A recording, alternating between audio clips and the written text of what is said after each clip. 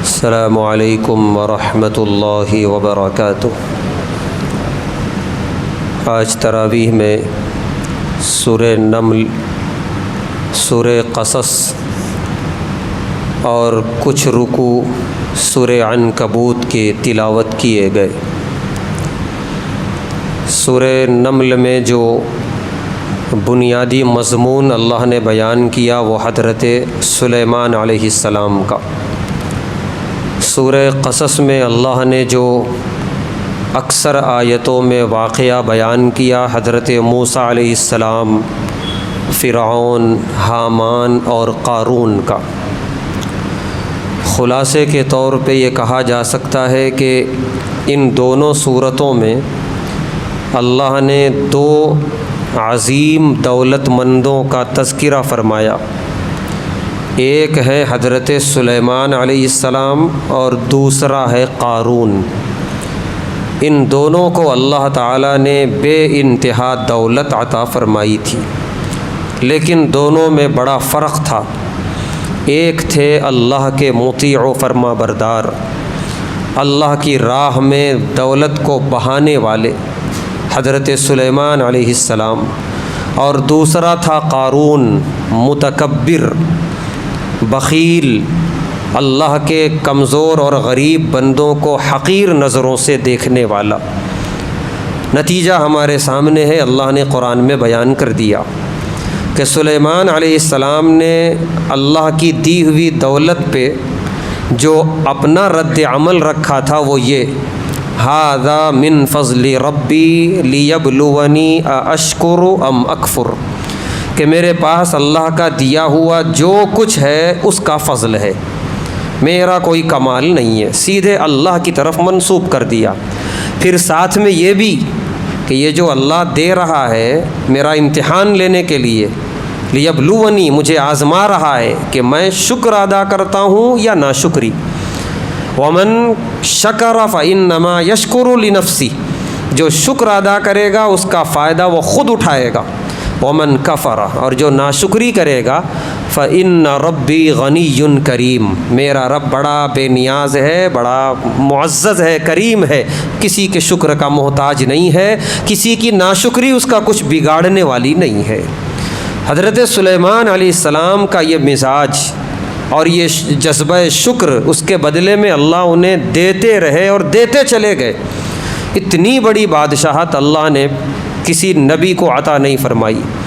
ان کی بادشاہت انسانوں پر، ان کی بادشاہت حیوانات پر، ان کی بادشاہت پرندوں پر، ان کی بادشاہت جنات پر، ہر کوئی ان کی بادشاہت میں ان کے مطیع و فرما بردار تھے۔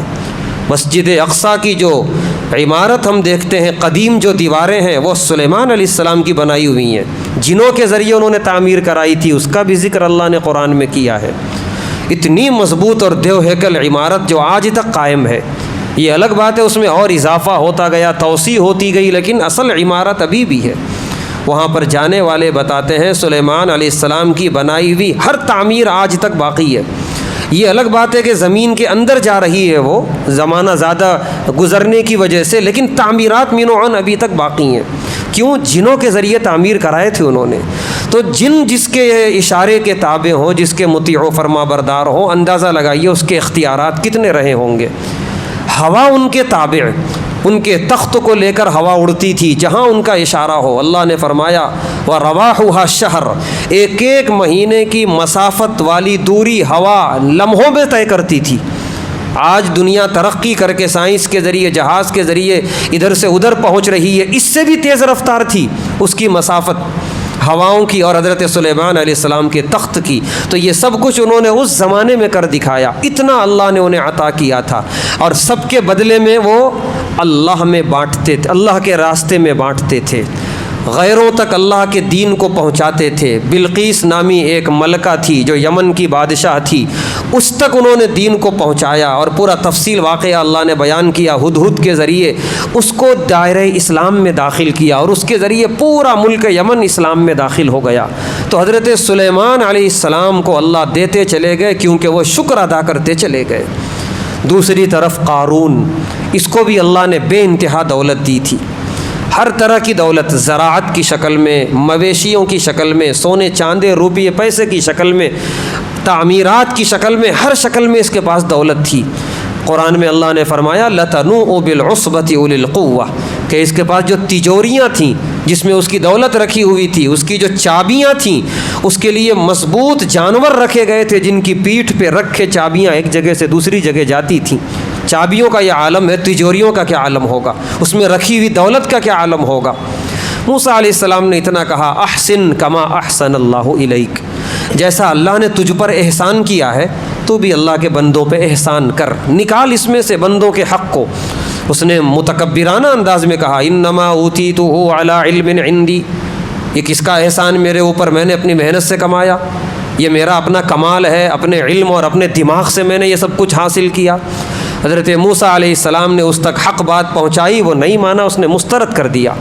اللہ نے مہلت دی۔ اللہ فرماتے ہیں کہ جب وہ نکلتا تھا اپنے لاؤ لشکر کے ساتھ تو دیکھنے والے دو طرح کے ہوتے تھے، ایک وہ ہوتے تھے یا لیت لنا مثل ما اوتی قارون، کہتے کاش ہمیں بھی ایسی دولت ملتی۔ ہر زمانے میں ہے، دنیا کی کوئی رونق دیکھ کے ایک بڑا طبقہ وہ ہوتا ہے جو کہتا ہے واہ کیا رونق ہے، کاش میرے پاس بھی ہوتا ایسا، تو اس طرح وہ زمانے میں بھی تھے کہنے والے۔ اور دوسرے وہ تھے جو کہتے تھے وَيْلَكُمْ ثواب اللہ خیر لمن آمن وعمل صالحا، کہ تباہی اور بربادی ہے ایسی دولت کے لیے۔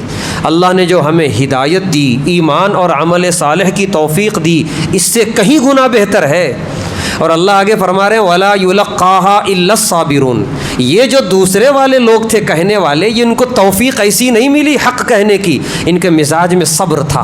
إِلَّا الصَّابِرُونَ، اس صبر کی وجہ سے وہ ایسا جملہ کہہ رہے تھے۔ ہم خود اپنے آپ کا جائزہ لیں، دنیا کی رونق دیکھ کے ہمارے دل سے کیا آہ نکلتی ہے؟ کیا یہ کبھی آہ نکلی ہے کہ یہ کیا کریں گے رونق؟ اللہ نے جو دولت دی ہے، سجدوں کی توفیق، ایمان، عمل صالح، اس سے کہیں بہتر ہے۔ اور ایک آہ یہ ہے کہ واہ کیا ہے دنیا اس کے پاس، کاش مجھے بھی اتنا نہ صحیح اس کا آدھا ہی مل جاتا کم سے کم۔ ایک آہ یہ بھی ہوتی ہے۔ اگر آہ یہ والی نکلی ہے کہ ہمارے پاس جو ہے اللہ کا دیا ہوا ایمان اور عمل صالح، اگر یہ والی نکلی ہے، اللہ کا بہت بڑا انعام ہے، اللہ کے دربار میں ہم صابرین میں سے ہیں انشاءاللہ۔ لیکن اگر ایسا نہیں ہے تو پھر اللہ معاف کرے، ناشکری والی آہ ہے وہ کہ کاش ہمیں بھی اتنا ملتا، ہمارے پاس تو کچھ نہیں ہے۔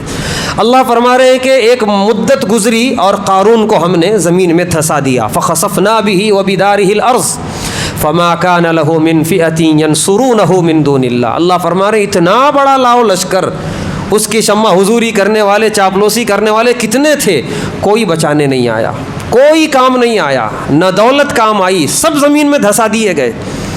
اس کے بعد اللہ فرما رہے ہیں کہ صبح جب دیکھا لوگوں نے یہ انجام قارون کا، تو وہ لوگ جو تمنا کر رہے تھے کاش ہمیں بھی ملتا ایسی دولت، وہ کہنے لگے کہ لولا امن اللہ علینا لخسف بنا، پروردگار تیرا بے انتہا احسان ہے، بچا لیا تو نے، ورنہ جو ہماری تمنا تھی اس جیسا ہونے کی، اگر ہو گئے ہوتے ہم بھی زمین میں دھسا دیے گئے ہوتے۔ تیرا لاکھ لاکھ احسان ہے، اسی لیے اللہ نے ہمیں جس حال میں رکھا ہے بے انتہا شکر ادا کریں۔ جس طرح کے بننے کی تمنا کر رہے ہیں، خدا نہ خواستہ اگر اللہ نے ہمیں ویسا بنا دیا تو پھر ایسا بننے کی تمنا کریں گے، جو تھے وہی بہتر تھے۔ یہ کہاں آ گئے ہم، یہ تو پوری دنیا جہنم ہو گئی، زندگی اجیرن ہو گئی ہے۔ اس لیے جس حال میں اللہ نے رکھا ہے اللہ کا شکر ادا کریں ہر حال میں۔